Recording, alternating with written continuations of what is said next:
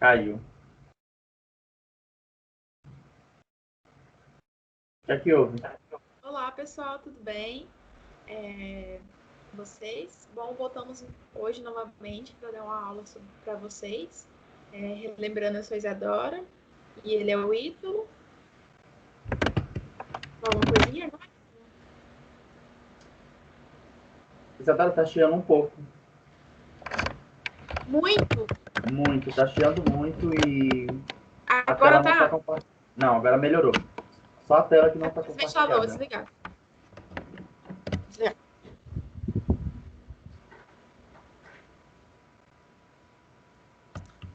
Melhorou? Aham. A tela não tá compartilhada ainda, tá? É porque eu não tô lá, tem que entrar lá. Ah, então tá bom. Você quer falar Pode alguma continuar. coisa agora? Não, Isso. não. Boa tarde, turma. Ou bom dia? Será que Ou bom horas? dia, depende da hora que vocês vão decidir assistir nossa aula. Deixa eu desligar aqui a câmera para me abrir o slide. Bom, só um instante. A tela tá cheia pra ti, Ítalo, ainda tá preta? Não, tá normal agora. Tá, peraí que pra mim demorou um pouquinho. Agora abriu, né? Bom, pessoal. Eita, peraí. O computador tá meio lento hoje.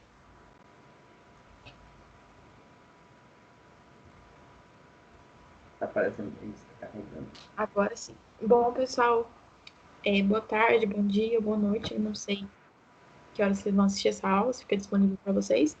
Mas nossa aula hoje é sobre unidade de conservação ambiental. Mais uma vez, eu sou a Isadora e ele é o Ítalo. Bom, na aula de hoje a gente vai falar esses temas, sendo eles tipos de unidades de conservação, unidade de proteção integral, estações ecológicas, reservas biológicas, parques nacionais, monumentos naturais, refúgios de vida silvestre, unidades de conservação de uso sustentável, áreas de proteção ambiental, áreas de relevante interesse ecológico, florestas nacionais, reserva extrativista, reserva de fauna, reserva de desenvolvimento sustentável, reserva particular do patrimônio natural. Bom, vamos começar falando que são, na verdade, unidades conservações. Como podemos ver aqui, são espaços geralmente formados por áreas contínuas, institucionalizados, com o objetivo de preservar e conservar a flora, fauna e os recursos hídricos, água, né, pessoal? As características geológicas, culturais, as belezas naturais, recuperar ecossistemas degradados, promover também o desenvolvimento sustentável. Também existem vários outros fatores que contribuem para a preservação ambiental. As UCs, que é unidades de conservação, elas contribuem para a conservação de espécies e muitas delas podem ser palco de atividades educativas que visem a sensibilização ambiental. Beleza, pessoal? Bom, existem dois tipos de unidades de conservação, que é unidades de proteção integral e unidades de uso sustentável. Na aula de hoje, a gente vai falar somente das unidades de proteção integral. Bom, o que é uma unidade de proteção integral? As unidades de proteção integral, elas têm como objetivo de preservar a natureza, sendo admitido apenas o uso indireto dos seus recursos naturais. Unidade de uso sustentável buscam compatibilizar a conservação da natureza com o uso sustentável e parcela dos recursos naturais, né? Como eu falei aqui. Que só duas formas de explicar, né? Sendo elas estações ecológicas, reservas biológicas, parques nacionais, monumentos naturais e refúgios de vida silvestre, que estão dentro das unidades de proteção integral, né? Não, como eu falei aqui, que existem dois tipos de unidades de conservação: unidades de proteção integral e unidade de uso sustentável. Esses que eu mencionei aqui é apenas as de proteção integral, beleza? Vamos começar. Primeiro é as estações ecológicas, né? Elas possuem como objetivo a preservação da natureza e a realização de pesquisas científicas. São de posse de domínio público, não sendo permitida a apropriação particular de qualquer área. A visitação pública só é permitida para fins educacionais e segue um regulamento específico. Alterações no ecossistema só são permitidas se visarem a restaurar ambientes modificados, manejar espécies com o fim de preservar a diversidade biológica. Só um instante para me acompanhar aqui pelo celular também fica mais fácil para mim. Bom.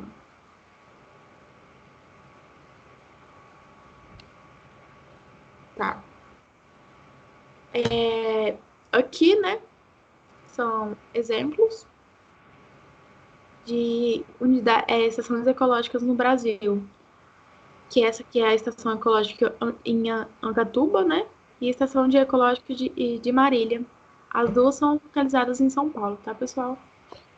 Agora, nosso colega Ítalo vai falar. Então, turma, vamos, então, dar continuidade a esse tema que é muito importante para a nossa fauna, nossa flora, para o nosso país, para o nosso universo, né, de uma forma geral. A preservação, ela precisa partir de todos, né, de crianças a adultos, né, precisam ter essa consciência sustentável dos recursos disponíveis ao nosso alcance. Tanto os recursos hídricos, que, como a Isadora mencionou, que é a água que nós temos disponível no planeta, tanto na superfície quanto nos lençóis freáticos. É preciso ter consciências ecológicas de preservação dessa nossa água, tanto de forma superficial como de forma também interna. Além da preservação da natureza, né? Principalmente, que hoje em dia é uma luta muito grande, é a preservação da Amazônia. Como vocês sabem, ou já viram noticiários, a ocorrência de desmatamento e até de autorizações que permitem a mineração de metais dentro da nossa floresta amazônica, que é a maior reserva biológica do mundo é a floresta amazônica. E daí se começa a degradar essa reserva, aonde nós vamos parar, né? Então seria correto nós termos consciência dessas situações que estão ocorrendo e a consciência de como a gente deve se portar ou atuar em frente a esses problemas que nós nos deparamos no nosso dia a dia, né? E como que nós conseguimos fazer a diferença no meio do universo, se nós somos apenas um cisquinho no meio de tanta gente, no meio de tanta órgãos que são responsáveis por atuar nesse meio, né? Nós levando essa consciência a partir da nossa casa, a partir da nossa rua, a partir da nossa cidade, e daí nós vamos indo, nosso estado, nosso país, e vai indo, né? Então, o importante que nós queremos que, com esse conteúdo, com essa aula, é desenvolver cutucar em vocês esse ativismo que muitas vezes está escondido, né? E vocês não têm consciência e por isso vocês não acabam não falando nada, não falando para o pai, não falando para o avô que tem uma chácara, que tem uma fazenda e que não pode matar animais silvestres, né? Que não pode manter em cativeiro animais silvestres. Isso é bem natural aqui na nossa região, as pessoas criarem animais silvestres dentro de casa sem nenhuma autorização, sem nenhum tipo de conhecimento da espécie. E isso a gente deve levar o conhecimento daquelas pessoas que não tiveram a mesma instrução e o mesmo conhecimento que vocês estão tendo, a oportunidade de ver. Tá? Então, continuando falando aqui de reservas biológicas, vamos falar que aqui a sua criação, ela tem como objetivo a preservação integral da biota e outros atributos naturais existentes em seus limites. onde o homem não pode interferir diretamente ou causa modificações ambientais, a menos que essas modificações visem a recuperação de seu ecossistema, alterados a ações de manejo, de recuperação e preservação do equilíbrio natural. Então, esse aqui é um exemplo aonde que o homem pode atuar dentro de uma reserva biológica, por exemplo. Se tem uma reserva biológica, o homem ele não tem autorização nenhuma, né, de interferir nessa reserva. Por exemplo, aqui, nós temos aqui dois exemplos de reserva. A reserva biológica das Perobas, que fica no Paraná, e a reserva biológica marinha do Alvoredo, que é em Santa Catarina. Tá? São áreas que são extremamente protegidas, onde não pode ocorrer a manipulação ou a atuação do ser humano nessas áreas, a menos que seja a fim de preservar ou de recuperar parte dessa fauna ou dessa flora que foi atingida. Mas qualquer um pode ir lá e atuar nessa reserva e fazer a plantação das árvores, qualquer árvore, ou soltar qualquer animal. Não, não é assim.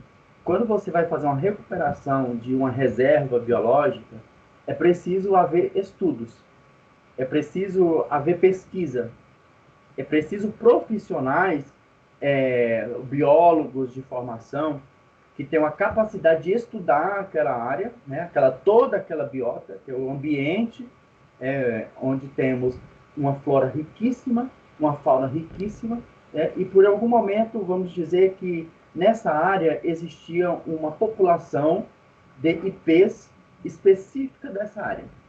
Tá? Ah, eu posso levar o IP roxo e plantar lá? Não, não pode. Isso vai interferir nessa fauna, nessa flora dessa reserva.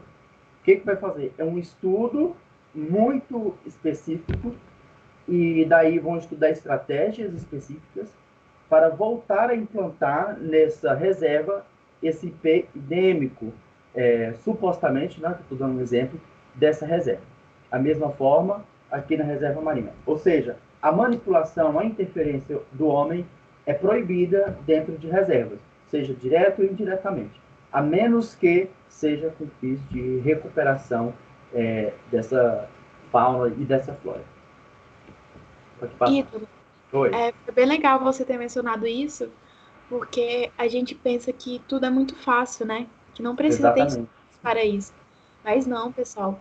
Que nem nossa professora de genética, ela. Você pegou no genética também, né, Ítalo? Aham. Não, genética não fiz. Genética. Foi genética. A Vanessa, Foi né? muito legal uma aula dela explicando pra gente que não é tão simples como a gente acha, porque a gente acha que é o seguinte, exemplo, está existindo um tráfico de animal. Aí pega, exemplo, uma espécie X de cobra. E a gente fala assim, tranquilo, é só a gente colocar ela novamente ali no meio animal. Mas as coisas não funcionam assim. Aí você fala assim, professora, mas naquele ambiente ali que a gente vai inserir ela, já tem aquela espécie. Então tudo bem a gente inserir aquele animal ali. Mas não funciona assim, pessoal.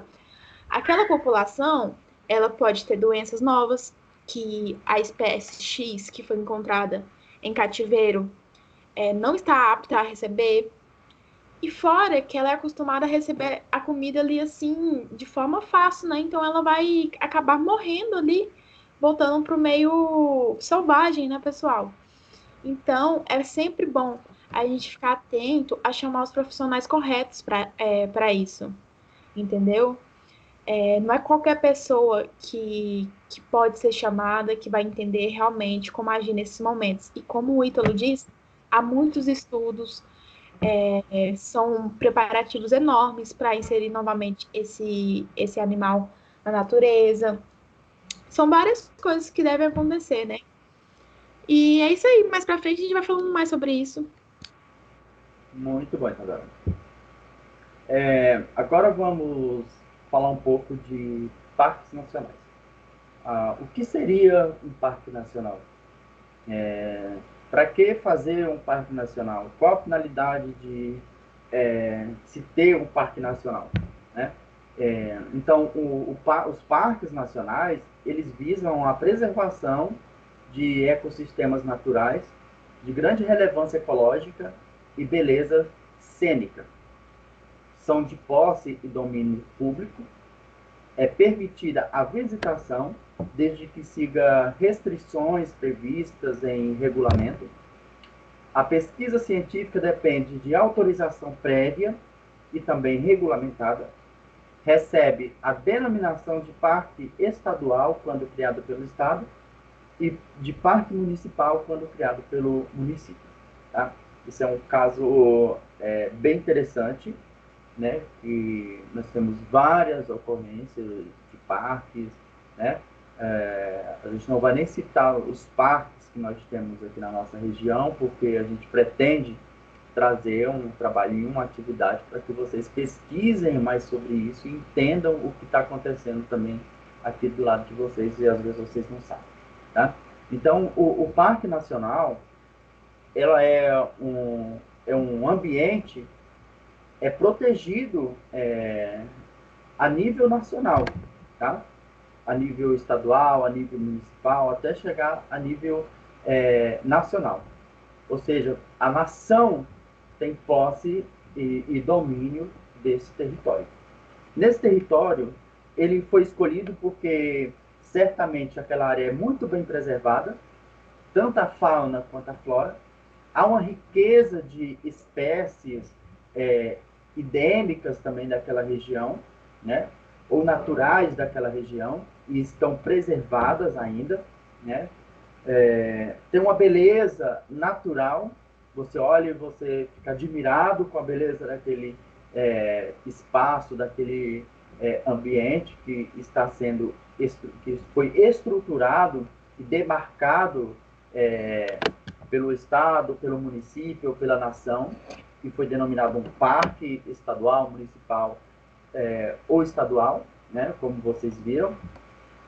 É permitido a visitação, né? Mas geralmente quando você vai num parque estadual, quando você tiver a oportunidade de ir, geralmente tem um profissional técnico que vai fazer todas as orientações para ser seguidas para vocês adentrarem no parque, fazerem trilhas, fazer a visitação de cachoeiras, fazer a visitação de cavernas, enfim, o que o parque tiver disponível.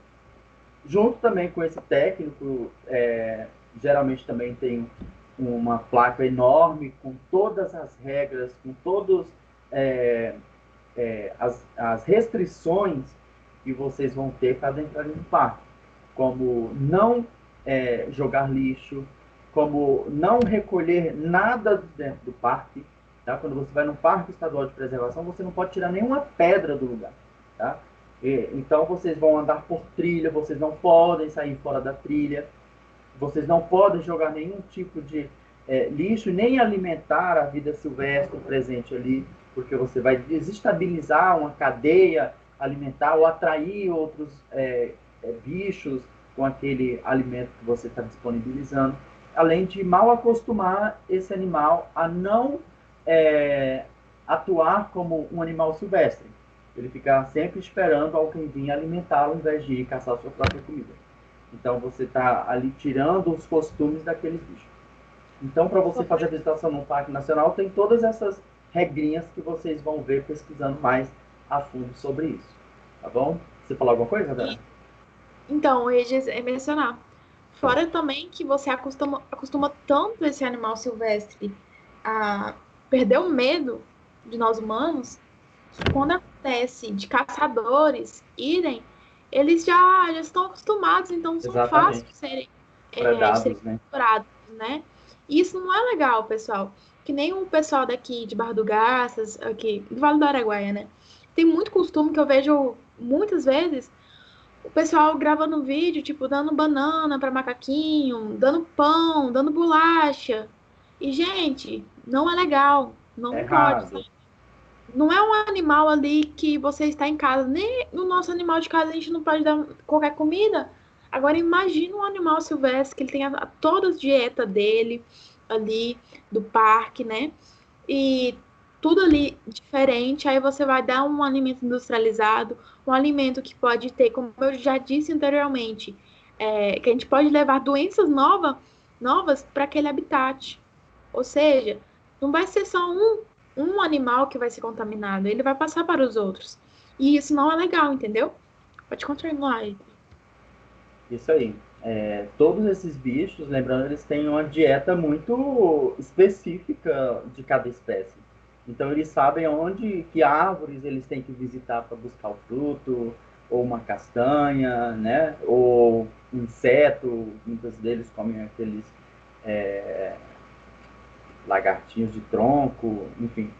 Então, tem toda uma dieta que foge completamente da dieta que o homem disponibiliza para esses bichos. Então, é errado. Nunca façam isso, nunca alimente animal silvestre, mesmo que esteja no seu quintal, na sua casa, não façam isso. Tá? E aqui, como exemplo de parque nacional, nós temos o Parque Nacional da Tijuca, fica no Rio de Janeiro, já tive a oportunidade de ver, é muito lindo, maravilhoso. E o Parque Nacional Marinho de Fernando Noronha. Não conheço, mas todo mundo gostaria, eu acho, porque é exuberante, é muito bonito. E ali é uma ilha que também tem uma riqueza enorme de animais e até espécies endêmicas da ilha, né? Porque em algum momento eles foram isolados, né, de outras espécies e eles acabaram ali se evoluindo, modificando e adquirindo características endêmicas deles. Né? Pode passar. E, aí a gente também tem órgãos que são responsáveis pela proteção de monumentos naturais, tá?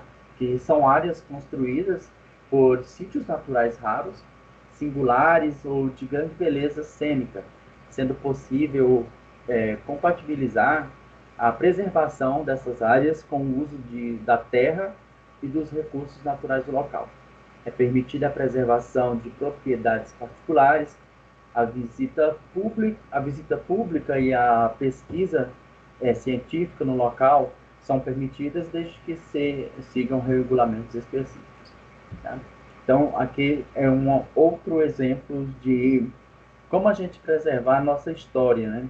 Preservar os marcos históricos da sociedade, do desenvolvimento humano, do desenvolvimento de cidades, de estados, enfim. São tombados esses patrimônios que são muito importantes. Eu posso tombar a minha casa e tornar ela um monumento natural? Não. E esses patrimônios são patrimônios históricos, né? São patrimônios antigos que têm uma carga, uma riqueza muito grande de história para contar ali para a sociedade, né? Seja uma história geológica, seja uma história da atuação humana, seja uma história dos nossos antepassados, né? Tudo isso são patrimônios riquíssimos e importantes para o nosso entendimento e desenvolvimento. Tá? Aqui eu tenho dois exemplos aqui bem bonitos, que é o Monumento Natural dos Portões Capixabas, né, no Espírito Santo, e Frade e Freira em Espírito Santo. Né? Deve parecer com Padre com Freira, esse monte aí, daí eles virou um patrimônio, um monumento natural aqui do Brasil. Tá? Pode passar.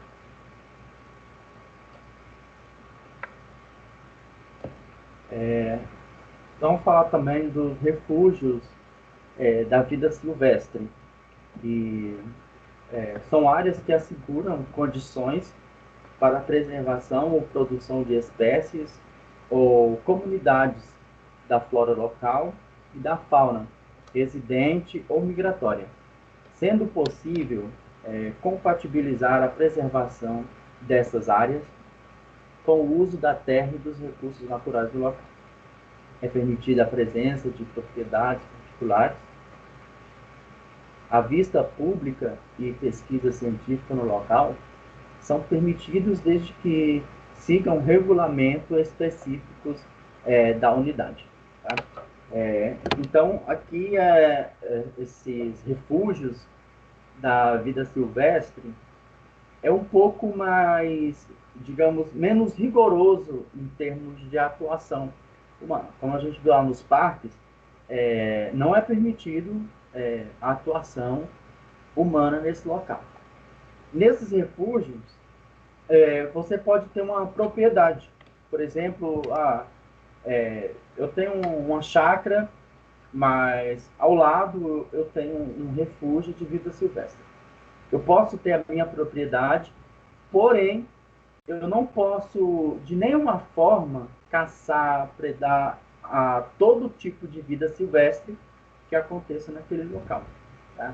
Você será um contribuinte para a preservação nesse caso, porque você vai atuar no caso de proteção. Você está na sua propriedade, mas você tem a obrigação social de manter esse papel de preservar a vida silvestre presente nesse local. Pode passar.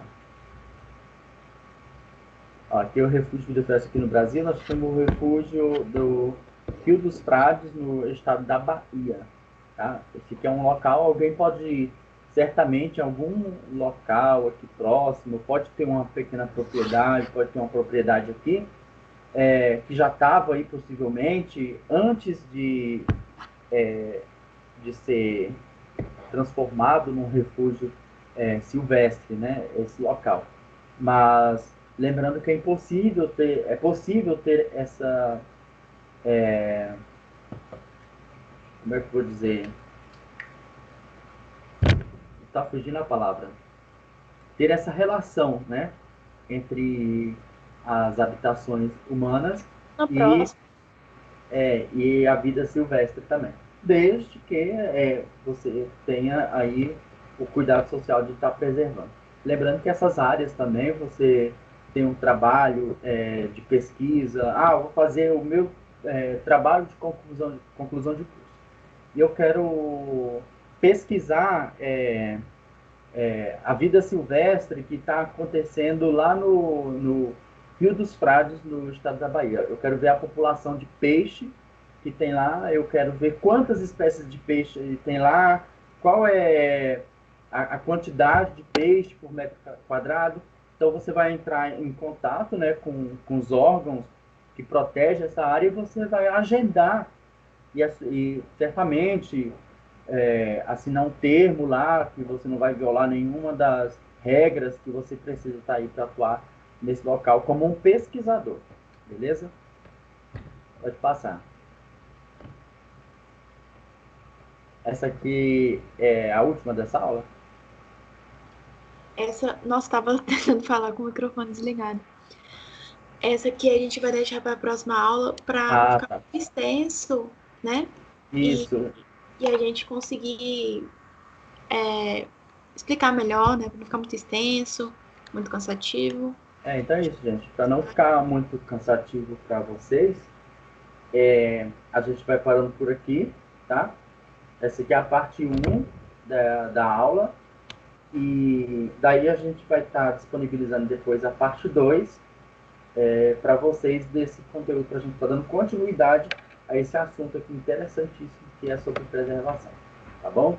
Então, um abraço, fiquem com Deus e até a próxima.